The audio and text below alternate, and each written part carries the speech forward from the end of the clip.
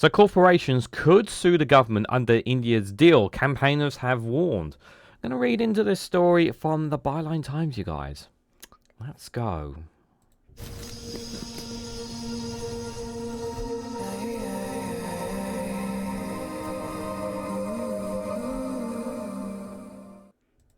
Good morning, good afternoon, good evening, wherever you are in the world. This is Reganelite here with an article from Byline Times with the headline that corporations could sue the government under India's deal, campaigners have warned.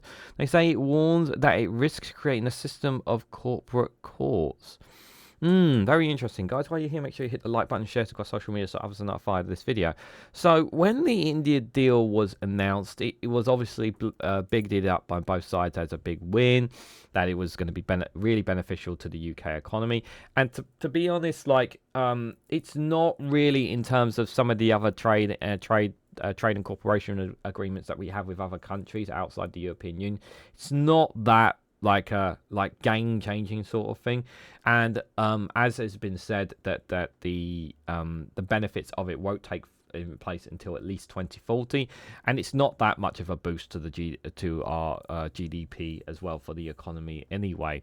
Nothing in comparison to when we were part of the European Union, where it was 4%. I think it's like 0.01% by 2040. Is 0.01% or something, or 0.1% of GDP growth by 2040, which kind of tells you everything you need to know. But what is this about campaigners planning to sue the government under the India trade deal? What is this all about? Let's have a read, you guys. So, as the UK-India free trade agreement is signed, campaigners have warned a soon-to-be-announced parallel treaty could contain provisions which would allow corporations investing in both countries the powers to sue the British and Indian governments. Now, would that mean basically taxpayer money of ours being gone towards fighting these cases then, basically? The UK-India Bilateral Investment Treaty, BIT, will accompany the new free trade agreement, which was announced on May the 6th. The Parallel Investment Treaty contains the controversial Investor-State Dispute Settlement, that's ISDS, mechanism, according to inside sources who spoke to Reuters. The ISDS has been dubbed a system of corporate courts by campaigners. Previously, India terminated a large number of BITs after facing several ISDS claims. Of a total of 30 cases India has faced, 8 were raised by UK corporations under the previous 1994 India-UK BIT, which was terminated by India in 2017. UK investors are the third most frequent users of ISDSs, raising concerns over India's sovereignty and in the policy-making space. In the 2023 book Silent Coup, which focuses heavily on the ISDS systems, investigate journalist Claire Prosfos, I'm just going to mispronounce that name, apologies, and Matt Kennard wrote that ISDS claims have become an asset class with specialized financiers funding spurious claims in order to take a cut of the winnings. Several of the third-party firms funding ISDS claims to have offices in London. Meanwhile, long-standing concerns exist over the use of ISDS litigation by fossil fuel companies to challenge climate policy in the UK. Why am I not surprised that this sounds like something that a group of people that is not in favour of climate change? That does not surprise me one bit. In 2023, the previous Conservative government exited the Energy Charter Treaty, which contained ISDS, citing the treaty's risk to the UK's ability to reach net zero. Fossil fuel companies are the strongest user of ISDS, making $327 billion out of ISDS claims since 1996. Wow. Excuse me. In 2023, the UN Special Rapporteur on Human Rights related to a safe, clean and healthy sustainable environment, David Boy, released a report on the ISDS system, which found that foreign investors have weaponized the secretive ISDS system, which violates the right to a clean, healthy and sustainable environment and undermined the rule of law. Cleric Richard, a trade campaigner at Global Justice Now, says, signing an investment deal with India, which gives corporations the power to sue our countries, shows a government at odds with the times. Last year, the Conservative government withdrew from an ISDS deal. The Energy Charter Treaty citing its risks to to UK's net zero goals. Now Starmer is pulling us a step back into this outdated system and subjecting India to the same. It's hypocrisy. Countries from India to South Africa have terminated ISDS deals, while Australia and New Zealand have pledged not to include it in future trade agreements.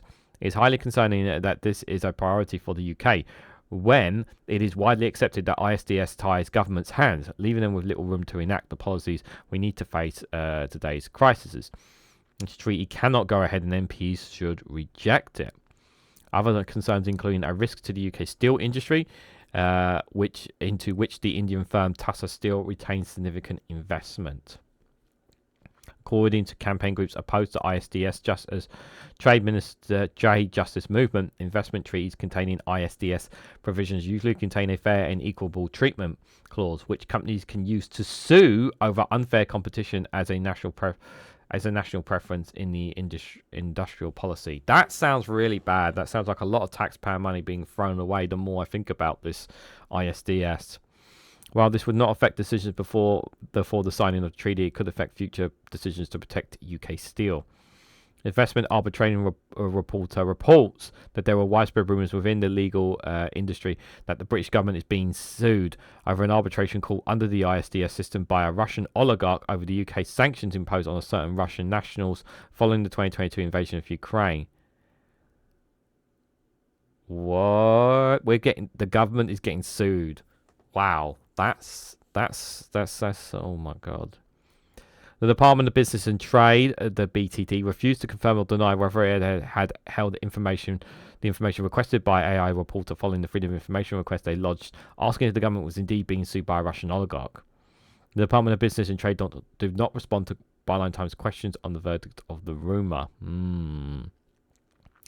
Tom Wallace, director of the Trade Justice Movement, said this deal gives India and British companies the power to override democratic decisions, making and potentially obstructing efforts to achieve net zero and tackle inequalities in both countries. It contains nothing that will support the highest standards of environmental or human rights protections, and unless the UK reforms its parliamentary process quickly, it will be pushed through without any opportunity for MPs to amend or reject it. The Labour government came into power promising a change in trade policies, but this deal looks far more of the same, a rush into the low standards agreement which does nothing for workers or ordinary people. The UK government did not confirm to Byline Times if the BIT contains the ISDS provisions. A DBT spokesperson said this government is committed to securing the deal, a deal on investment with India, and that is in the best interest of British business and the British people. And this was written by Ollie Hayes. Yeah, I don't like this. I don't like the sound of these ISDSs. They sound quite bad. I think they're bad, guys. Let's just put it that way. The fact that they can sue the governments here and actually claim a stack a load of money, because that's what it looks like to me, that's very, very concerning indeed. I don't have a lot of insight on ISDSs myself, so feel free to add more down in the comments if you have better knowledge of this, because I'm sure most of you will have better knowledge of this than I will. But looking at this is extremely concerning that this is in the India trade deal. I have not read the India trade deal from top to bottom from the government's own website. I have read the press release for the UK US trade deal, but yeah, this is definitely a cause for concern, and yeah, not just for us, but also for the Indian government. I mean, obviously for us, like most of us are probably thinking, well, we don't care about the Indian government. Well, you know, you don't want taxpayer money just being thrown splaffed away by corporations that can sue the government. That just sounds like it's just, yeah, this is really, really bad. But what do you guys honestly think? What do you guys make of this story by Byline Times that corporations could sue the government under this India deal? Let me know your thoughts and more down in the comment section below. If you found this video informative or helpful to you, please hit that like button, share it across social media, subscribe if you haven't already. Do check out the Rumble and Patreon contents down below. And if you want to financially support me, you can click that join button down below to become a YouTube member for as little as 99p. So thank you all so much for watching, and I hope to catch you all very, very soon.